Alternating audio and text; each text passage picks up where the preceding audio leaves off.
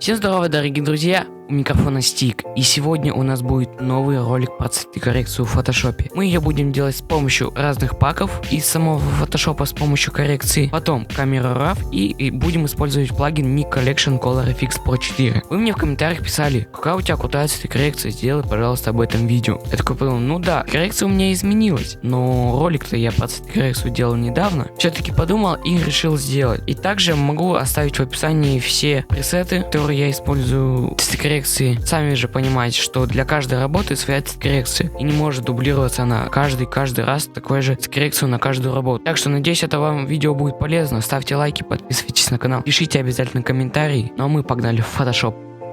Ну вот, друзья, переходим в фотошоп и будем делать цветокоррекцию на этой превью, по которой недавно был обзор. Добавляем вот эти вот два пака цветокоррекции. Я их взял с видео Reline Pro Pack. Потом с помощью Ctrl-Alt-Shift-E заходим в камеру RAW, создавая общий объект. То есть все сохраняется. И тут ставим виньетирование среднее, зерно и цветной и естественный. Зерно чуть-чуть уменьшаем, и в принципе тут все.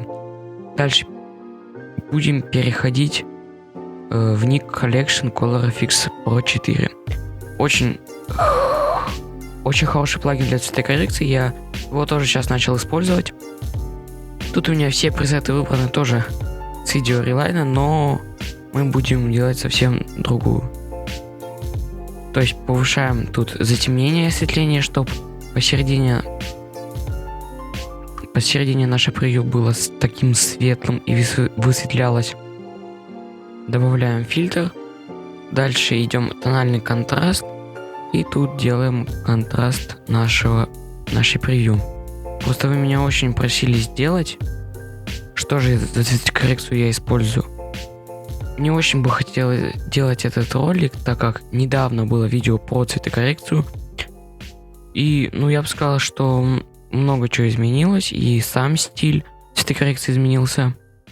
И он стал, я думаю, намного лучше. Дальше переходим в экстракцию деталей. И тут вот делаем такую четкость для нашей превью, чтобы такие вот детали высветлялись темные. И это выглядит на самом деле очень прикольно, и мне нравится этот эффект. Просто просили меня сделать об этом видео, и сделаю такой маленький видеоролик.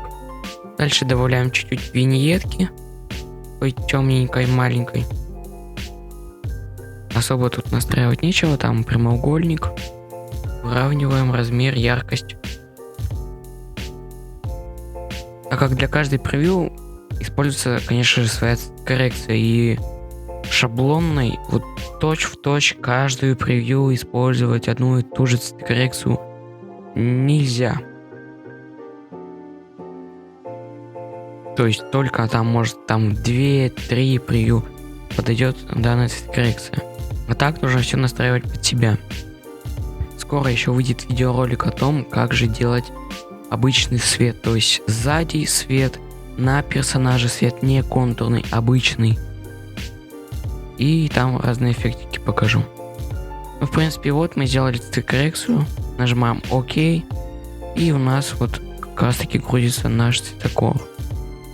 И вот так вот у нас преображается превью после цветокоррекции в Nik Collection Color FX Pro 4. Вот прям заметно это на 190%.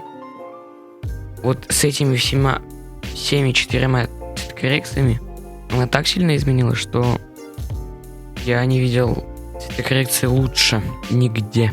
Так что можете использовать все эти 4 пресета, то есть из пака, потом камера RAW и Nik Collection Color FX Pro 4. И я думаю, у вас точно преобразится превью. Ну вот, друзья, видео подходит к концу. Сегодня мы научились с вами делать цветокоррекцию в камере RAW и Nik Collection Color FX Pro 4. Изучили интерфейс и какие можно использовать пресеты для цветокоррекции. Надеюсь, это вам видео было полезно. Ставьте лайки, подписывайтесь на канал, пишите комментарии. Движемся к 200 подписчикам. Спасибо большое за поддержку. С вами был Стик. Всем до новых встреч, удачи и пока.